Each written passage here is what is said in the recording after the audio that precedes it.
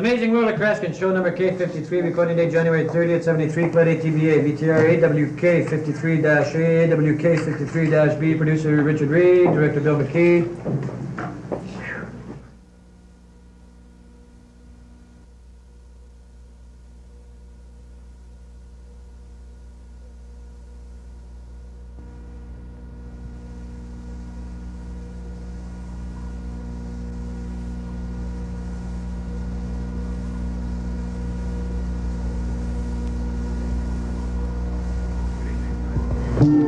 Good evening, I'm Bill Luxton. Within this book on the life of Houdini is the key to one of the great spiritualistic seances in history. This and more tonight on The Amazing World of Kreskin.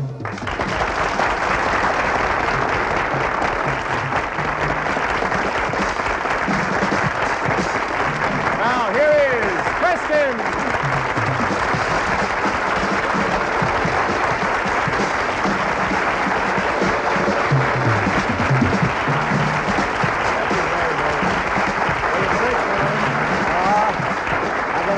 I'll always work in this area because of the greatness of your response. It's an unusual kind of program tonight, and really to save time, when I do a thought reading effect, I will never pick anyone before the program unless they have to prepare something mentally of complexity. But I wanted to do an effect a little bit in the area of a problem, and we had a gal who said she'd come up here. Would you come over here, miss? I haven't even introduced myself. Do you know who I am? Yes, I do. Okay. What's your name? Jane Moore. Mrs.? Yes, Mrs.? Miss. Jane, sit right down there and join me, if you will. I'll grab that chair for you. You can sit as close as you'd like. It doesn't really matter. Jane, you don't know what I'm going to do you? I was threatening during the top of the show that I might do some thought reading. But the program deals with mystery, the whole theme, because Houdini was a legend in his own time. What may have made Houdini great, beyond his showmanship, is that he escaped from things, constrainment. And the theory may be that all of us are kind of hemmed in by our environment, and Houdini symbolized escape. Well, now, regarding this whole thing, I have a package here.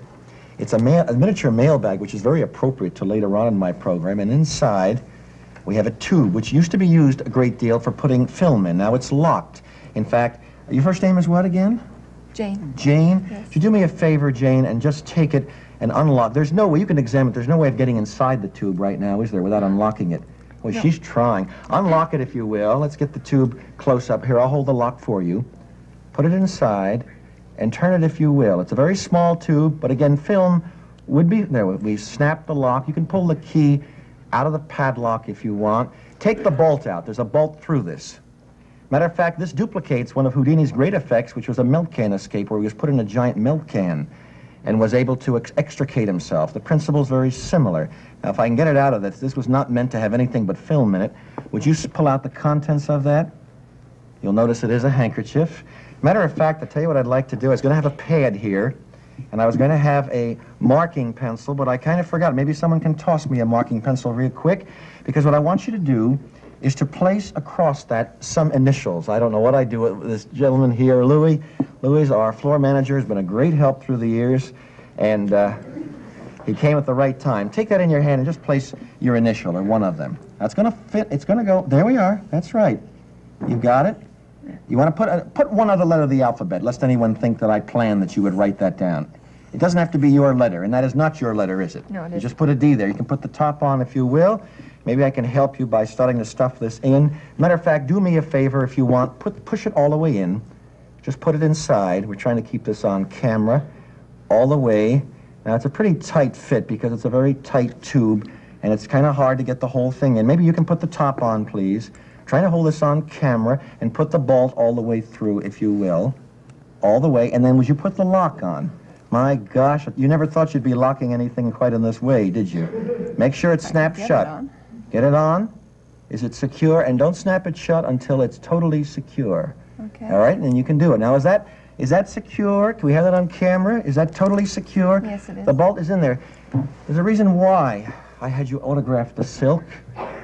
Because a lot of people felt that Houdini dematerialized. They believed in spirit-like phenomena. That's not the case. And yet I think what's interesting is the fact that, look, there is the tube, as solid as can be, and your initials. It's your handkerchief. You're very, isn't that wild? Look at how solid it is.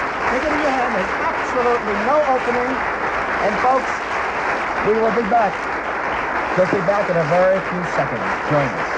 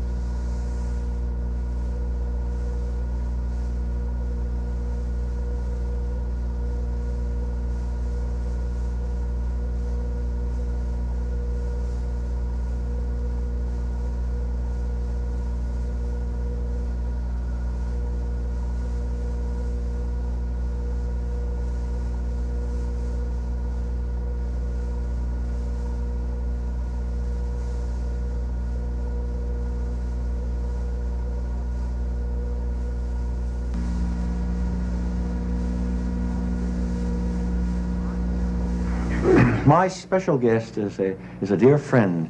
It's a man whose career and lifetime has crossed, knowing with great confidence, the Thurstons, the Blackstones, the Houdinis, and the world of magic, writing a tremendous amount of material on psychic phenomena, and the creator and the author of The Shadow. Meet, if you will, Mr. Walter B. Gibson. Walter?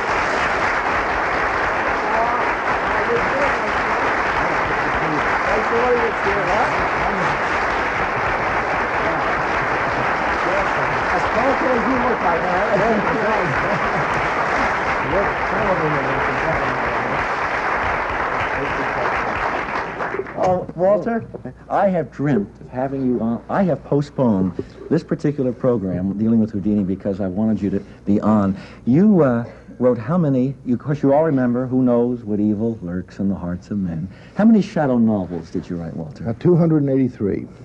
283? Yeah. How often? Every couple of weeks? Yeah, for quite a while I was doing 2 a month. 2 a month? Yeah. Well, how many books have you written in all, even including The Shadow? Well, I've written 80 books on general subjects. That includes magic, games, puzzles, even camping. You wrote a book on camping?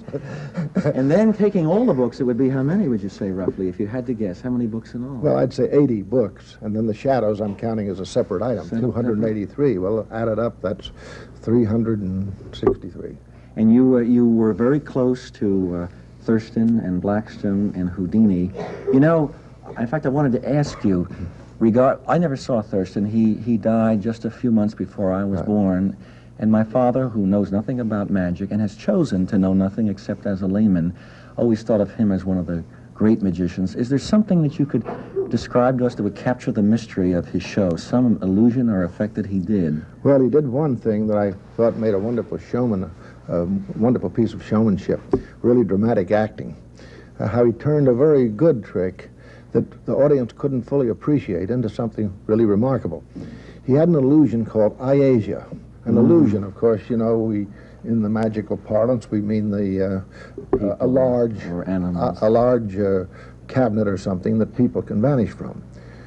Well, he had a skeleton cabinet, an upright cabinet, and he had a girl get in that, and they hoisted it out over the audience. And you could see her in the cabinet while Saw it was in being the hoisted. cabinet. She dropped curtains around her but you saw her in before she dropped the curtains. It was on the rise before she dropped the curtains. Which means she was hanging between ceiling and up, audience. And it went up. This theater would have two balconies in it, you know, a high theater. And all of a sudden, he'd stand on the runway, you know, right down to the audience. He'd fire a couple of pistol shots, and the curtains and everything would fall, and the girl was gone, and there was nothing there but a skeleton cabinet. How did the audience react? This is what's on... Now, wait till you hear what happened. Now, when he did that on the stage, a trick like that, the audience appreciated it. It seemed it was, I mean, they could applaud and everything of that sort. Sometimes they would dismantle a cabinet. Yes. And the action and everything would arouse the audience's interest. But here the audience, as this thing happened, they just sat and looked. They were dumbfounded. Paralyzed with awe. Yeah. And Thurston said, "Where is she? She's gone. Those from above can look down and see that she is not in the top. Those from below can look up and see she is not in the bottom. Where is she? She is gone, just gone." The audience still sat there, just like they were frozen. And he often ended his show with that effect in the beginning. And when he ended it, it was catastrophic. He didn't know. The audience he'd take a bow and the whole thing was over. Like my show, and there's no applause. Well, one night when he was standing there and this dead silence came on, he just stood and says, "Where is she? She is gone, just gone." And he said, "And sometimes, night after night, I stand here, gazing upward, wondering myself where she could possibly be." The audience said, they just broke. But we'll be back. The timer's gone. We're going to be back, and we're going to discuss a legend for all time, Houdini. Thank you, folks. We only have...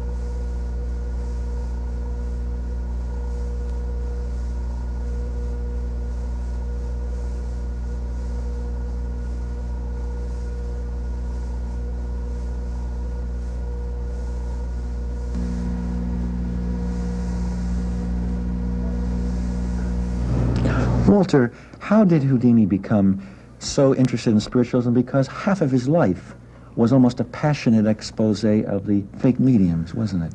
Yes. When he started out in the 1890s, there were a lot of mediums around, and they did what was called cabinet work. Mm-hmm. They would go in and they would be locked up, and things would happen.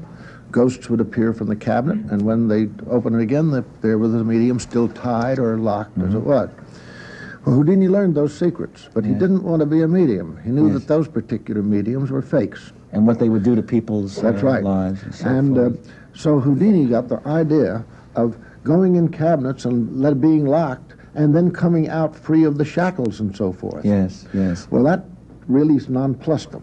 Yes. Well, of course, he had many battles with the mediums as a result, and when there was, after World War I, there was a resurgence of spiritualism. Conan Doyle lost his son. And Conan Doyle was really overboard on it. There's no question about that. Sherlock Holmes writer, yes. So Houdini went around and would expose mediums. Now, he knew, there's a great controversy, and we only have about 2.5 minutes. Before he died, and he died when, which is interesting, on what day? On Halloween. Halloween, a showman to the end, and yet he left a code or some ideas with his wife. And there have been claims, especially on the part of a medium who's known in this part of the world, Reverend Ford, of breaking the code. What happened? Was the code broken? I don't think so, and I'll tell you why. Houdini left several messages with different people, and usually they were in the form of 10 words.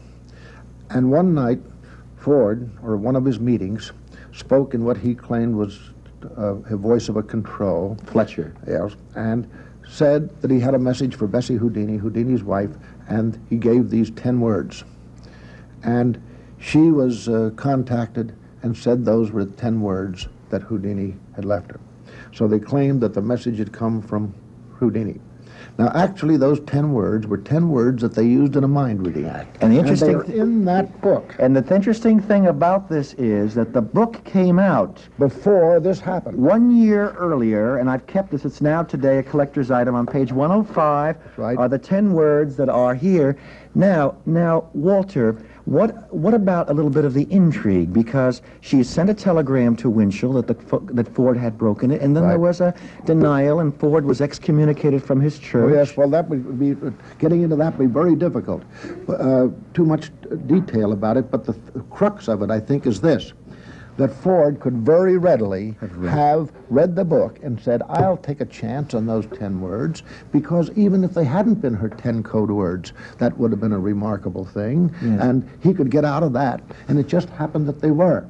So Ford then took credit for having broken the code. Well, of course, they claimed that Mrs. Houdini went along with it because she was eager to get publicity, and some people even claimed the thing was framed. I don't know that that was necessarily true. But however, the thing fizzled out. It did fizzle out. But Ford was criticized very heavily for it, and several newspaper people came to it. He came to a newspaper woman's apartment to discuss it with her. Well, some people were hidden. And people were hidden and heard him practically say that it was just a stunt. Talk about stunts, Walter, because we only have a few seconds.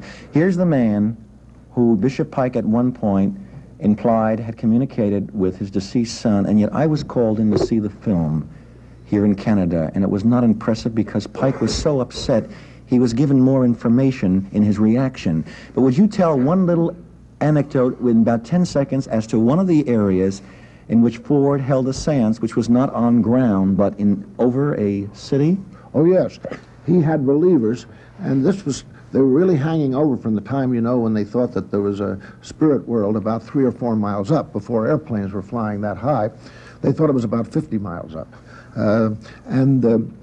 He got a whole bunch of believers to go up in an airplane. To hold a seance? To hold a seance, and he got messages while he was up there 3 or 4 miles in the air. I get messages, but they're not quite. I'm getting messages of time.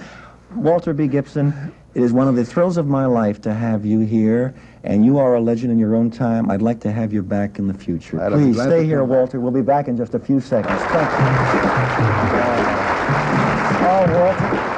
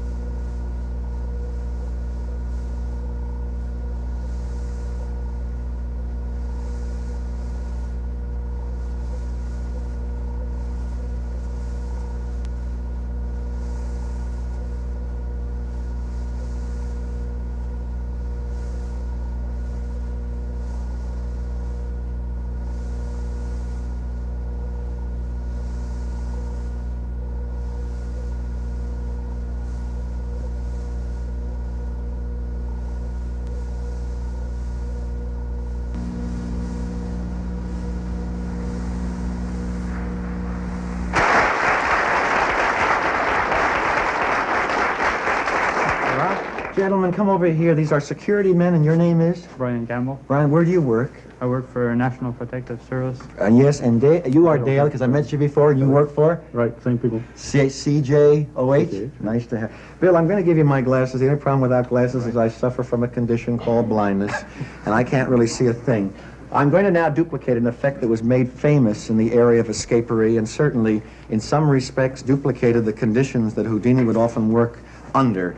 This is a mail bag. And gentlemen, it is indeed a secure mail bag. I think you'll verify, if you'll, Dale, take that bottom. It is made out of heavy canvas. There are no openings. As a matter of fact, the stitching is of a very strong cord. The only thing that could be done is with, I guess, a very, very sharp knife to extricate oneself. If you'll hold that for a moment, please, I'm going to ask you to take the handcuffs. It's Brian? Brian. Fine. Before we even go any further, you have padlocks, don't you? You have one on you? Would you take it out, please?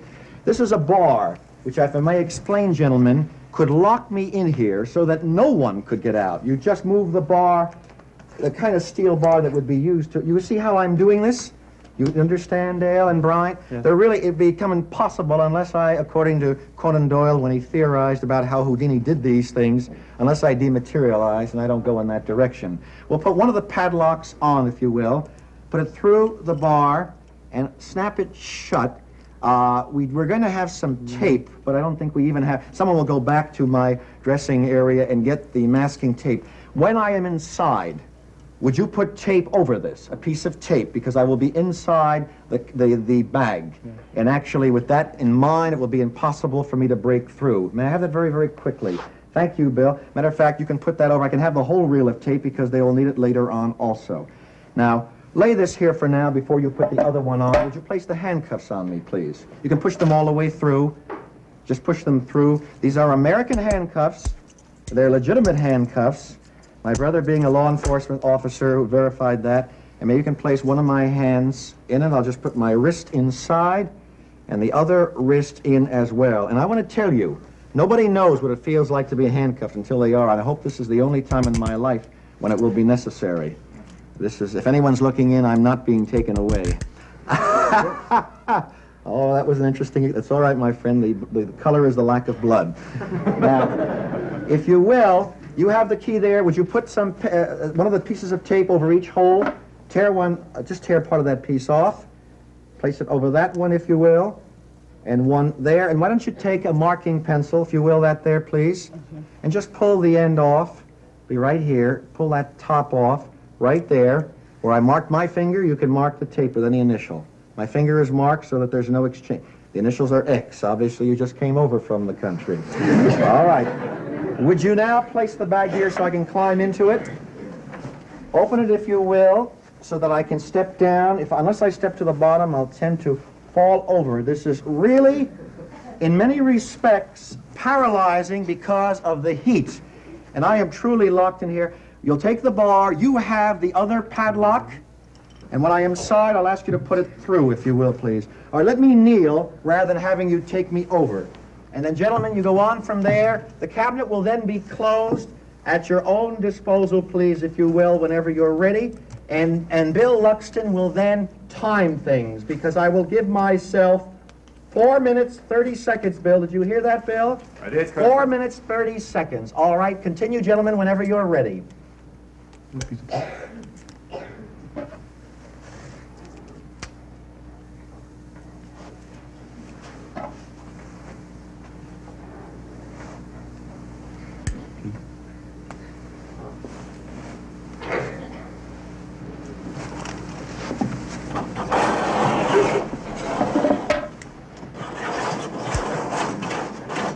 Guards, if you'll make sure that is pushed, the curtain is pushed right around the cabinet, please.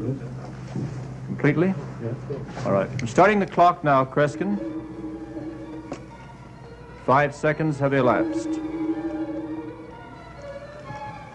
As Kreskin has said, this is one of Houdini's major tests, done in the presence of 2 law enforcement officers, being duplicated tonight on the amazing road of Kreskin.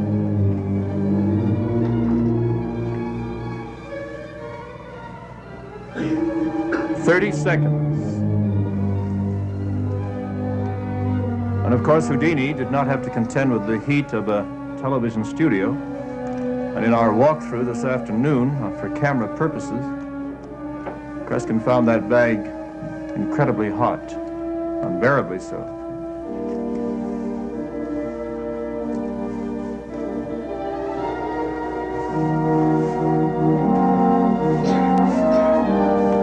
We are now at the 1 minute mark.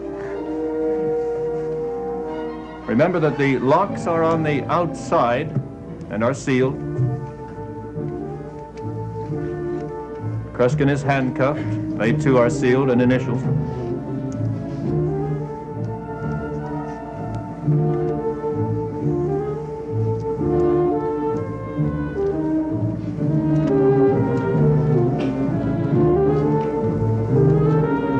We have just passed the 1 minute and 30-second mark. Kreskin has set a time limit of 4 minutes and 30 seconds for this test.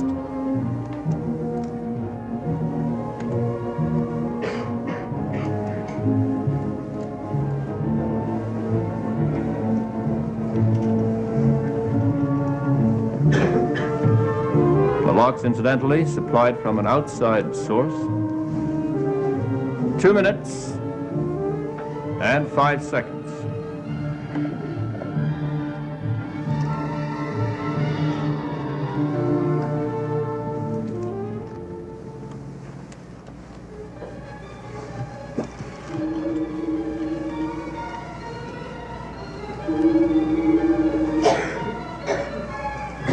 There you are. Ladies and gentlemen. Gentlemen, could you come over here? Did you check that everything is locked as it was? The padlocks are not broken in any way? You can examine. It is completely sealed.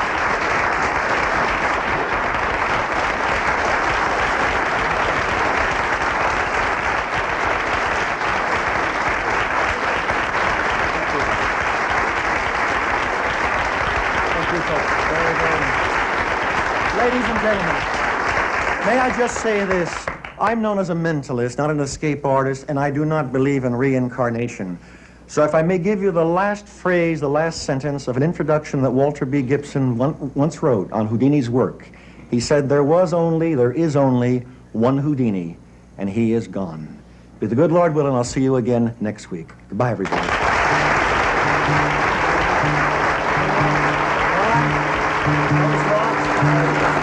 While in Ottawa, Kreskin and his guests stay at the beautiful Skyline Hotel. Skyline also have hotels in Toronto, Montreal, and Brockville, as well as Kingston, Jamaica, and London, England. Tilden Rent-A-Car offers top value on used Chevrolet and other GM cars with more than 300 locations across Canada. Tilden Rent-A-Car, we want to show you what a Canadian company can do.